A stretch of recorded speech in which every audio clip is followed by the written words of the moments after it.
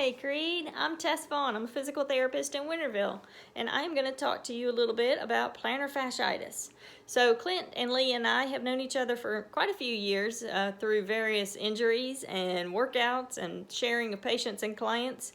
And Clint and I have talked about numerous times doing this, just getting some information sessions together about some common injuries that you guys may have with your workouts, with running, with day-to-day activities, and just what you can do about it, what to expect, that kind of thing.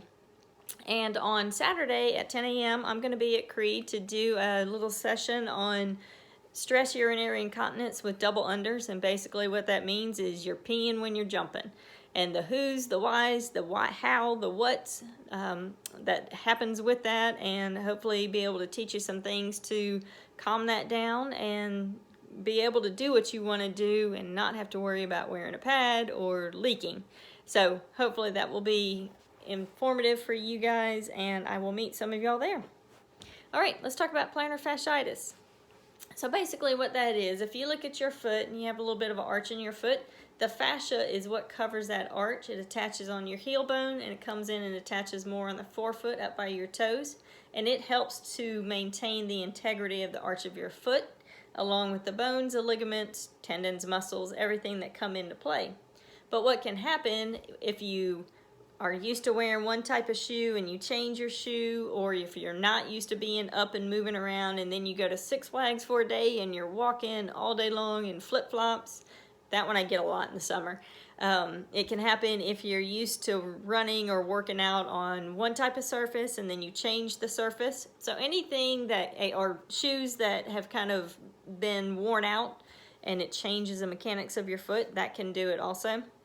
Those are usually the types of problems that I see that can cause a plantar fasciitis.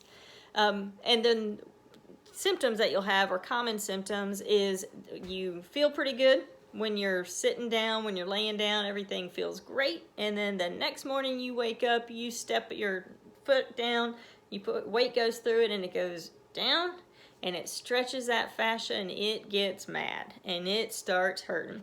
But then what happens is after you take some steps and it kind of gets used to that up and down, which is called a windlass effect, then it'll calm down and it doesn't hurt so much. Same thing with workouts, same thing with running. Once you get going, it stretches out, it calms down, then you're able to keep going with your workout, which is great. But then it will hurt later when you sit down, when you take a break, anything like that. So what I want to do is just teach you a few things. You can find stuff on the internet. They are all good things. I'm going to teach you some things that I have, pearls that I've found along the way that seem to hurry it along and make it a little bit better. I think the biggest thing to know about plantar fasciitis is it doesn't necessarily go away completely forever. So you can have episodes of it. So it's a treatable, managing problem. It doesn't necessarily mean that it's not ever going to come back. If you change your shoes, if you change the surface, if you walk too much, anything that caused it to begin with can cause it again. But when you know it's happening and you catch it early before it gets really bad by going back to these same exercises, then you're able to get it calmed down a lot quicker and it's not so debilitating and doesn't take you out. So keep an idea and keep these exercises so that you have it if it comes up again. Do them right away and it'll calm it down a lot quicker. So it's about managing it. All right, so I'm going to move the phone if you guys can bear with me so that you can see my feet. All right. So the first thing I do when you come to therapy, or even if you go to an orthopedist, a podiatrist, your family doctor, sometimes they'll look at the motion of your ankle and make sure the mobility of your ankle is normal. That's one of the things that we do, is measure it. Some of the things that can limit that is if you've had a previous ankle injury, it can cause problems later because it has stayed tight, and then over time and you're trying to force it and work more, then it's going to come in and cause a little bit more problems. The other thing is that the calf muscle can get tight, and when it gets tight, it can't let the ankle go through its full mobility, and so that can limit what happens down below, which puts stress through here, through the whole complex. All right, so one of the things that I have people do is they're going to pretend like their foot and their big toe is a pencil, and they're going to trace the letters of the alphabet. So they're going to make an A, they're going to make a B, and so on until they go A through Z. But the biggest thing you want to make sure the patient is doing, or you as the client, is you want to make sure that the letter is big. You're going to all points of the letter, all quadrants of the letter, and the work is coming from the ankle, not just moving at the knee. All right?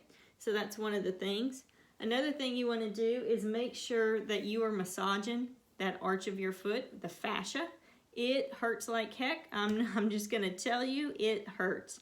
So there are a couple ways you can do it. One, you can just get some lotion, put it on the arch of your foot, and you just do a regular massage. You're just going to go up and down with it, and then when you find the spot that seems to be really tender, you want to dig in. You want to put some force through there and really dig in. About 20 or 30 seconds, ease up, find the next spot, do it again.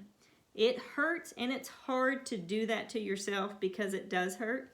So sometimes what I have people do is get some kind of a ball. What I would recommend is either a racquetball or a lacrosse ball, because they're smaller and they're a little bit harder, and you can put more weight through the foot to get a little bit more. But what you're going to do here is you'll actually stand up, so the weight's coming down, your body weight is coming down, and you're going to rock that ball back and forth as you're standing up, so the weight is going down on the arch of that foot as you go back and forth to try to massage that fascia and get it to release.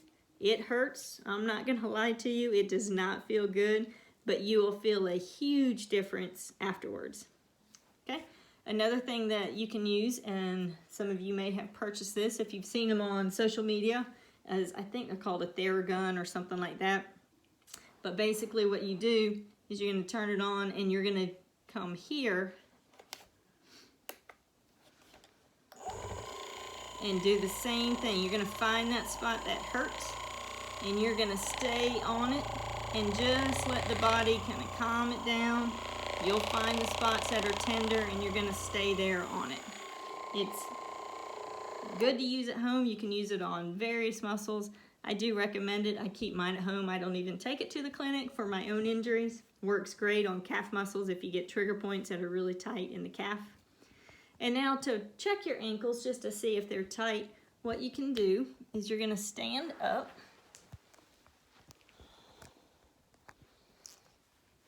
And you are going to have your feet near a wall. You're going to keep your heels down, and you're going to try to bend your knees over your toes, just going straight down. Don't let your shoulders move forward or your hips move forward, and see, and keeping your heels down, and see if it feels the same on both ankles. That's one of the ways that you'll try that and see. Okay, another exercise is just to do a calf stretch off of a step, and that's if your calf is tight or if your ankle is limited in mobility, and it's like any other stretch you would do off the calf, off a step. You just put your heels on the back end, you lower your weight down until your heel is off the back of the step, and you feel that stretch in your calf muscle. When you hold the stretches, you want to hold them for about 20 seconds and do them 3 times, and you just go into an easy stretch. You don't have to be real aggressive with it. Now another stretch you can do where you get the fascia and the calf at the same time, you use your hand for that.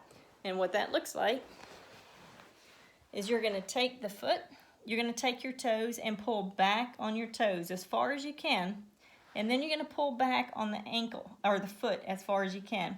So you're stretching both the ankle joint with the calf and the arch of the foot by pulling the toes back. So the toes go first, and then the ankle comes back to get that motion. Okay? Toes first, then pull back and get that. All right, icing when you come back from exercising helps a lot. That will calm it down, but really doing the massage and getting in there and digging in tends to be the best thing, even though it really does hurt when you're doing it.